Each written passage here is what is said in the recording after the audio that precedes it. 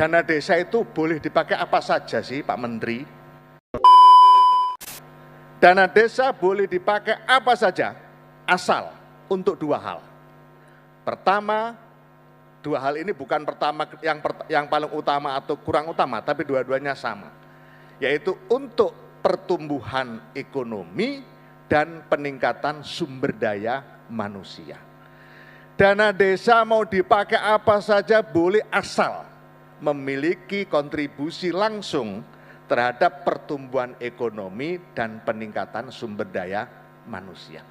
Ini memudahkan warga masyarakat juga melihat apakah rencana kerja pembangunan desa yang dibahas di dalam musyawarah desa sudah betul-betul mengarah kepada upaya pertumbuhan ekonomi dan peningkatan SDM apa belum. Nah, itu salah satu contoh bagaimana kita berupaya agar sejak perencanaan sudah semua bisa paham. Termasuk forum musyawarah desa, Pak Ketua KPK, kita bikin lebih terbuka lagi. Di mana di Musdes sebagai peserta yang punya hak suara dan hak bicara adalah perangkat desa, BPD, perwakilan dusun, dan perwakilan tokoh masyarakat. Tetapi warga masyarakat umum boleh dikasih ruang untuk hadir di musyawarah desa sebagai pengamat. Tapi mereka tidak punya hak bicara, tidak punya hak suara, tapi kemudian menjadi lebih bisa diketahui apa sih arah kebijakan pembangunan desa.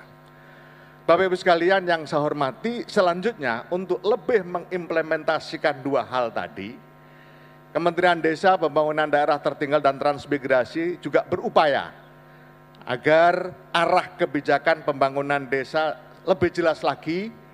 Dengan bahasa lain, desa ini mau dibawa kemana?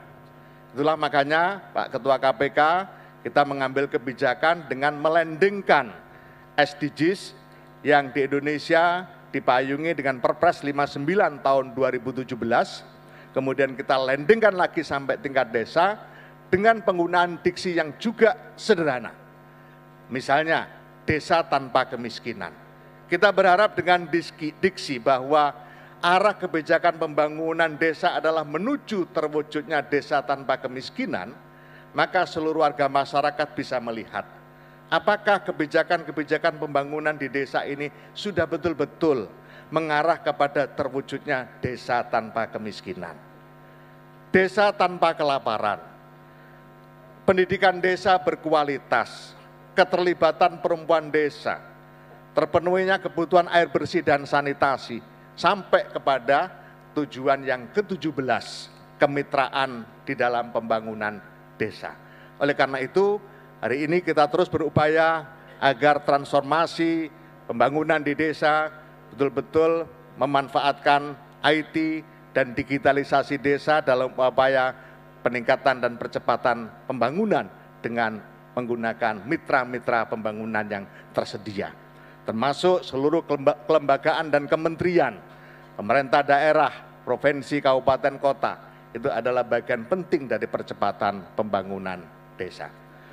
Nah, bukan sekedar itu, selain konsepsi tentang bagaimana kita mewujudkan desa tanpa kemiskinan, kita juga berharap dan terus berupaya hari ini sampai ke depan, agar perdebatan untuk perencanaan pembangunan di desa itu tidak didasarkan pada keinginan elit. Sebagaimana arahan Pak Presiden yang selalu mengatakan dana desa harus dirasakan oleh seluruh warga desa, utamanya warga menengah ke bawah. Itulah makanya Pak Ketua KPK kita juga terus melakukan upaya agar desa-desa mampu melakukan upaya pendataan atas wilayahnya dengan secara detail.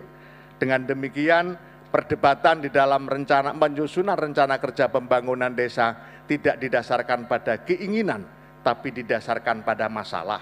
Masalah diwujudkan dengan data. Misalnya satu desa, ternyata pembangunan lebih tertuju pada infrastruktur.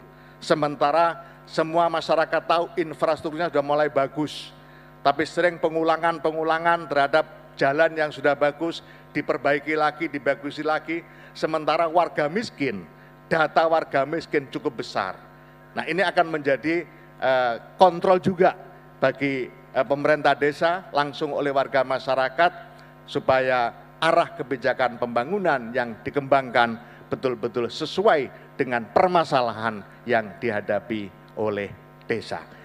Ini beberapa hal yang mungkin pada kesempatan yang berbahagia ini kita sampaikan menjadi bagian utama dari upaya kita agar transparansi pemanfaatan dana desa mulai dari perencanaan, pelaksanaan, pengawasan, evaluasi terhadap penggunaan dana desa bisa dilakukan bukan hanya oleh struktur pemerintah yaitu pemerintah desa maupun inspektorat, tapi juga oleh warga masyarakat. Karena tidak terlalu sulit Pak Ketua KPK mengawasi pembangunan di desa karena levelnya desa. Misalnya pembangunan gorong-gorong di dusun X, itu semua warga desa pasti tahu. Itulah makanya diwajibkan juga hasil APBDes ditampilkan dalam tampilan yang besar di tempat-tempat strategis di desa, supaya seluruh warga masyarakat bisa tahu dana desa atau APB desa yang sumbernya banyak, bukan hanya dana desa, itu masyarakat bisa tahu itu digunakan untuk apa saja, di mana, berapa biayanya. Dengan demikian masyarakat tahu, masa membangun jalan segitu aja biayanya kok sekian ratus juta. Itu langsung menjadi kontrol sejak perencanaan.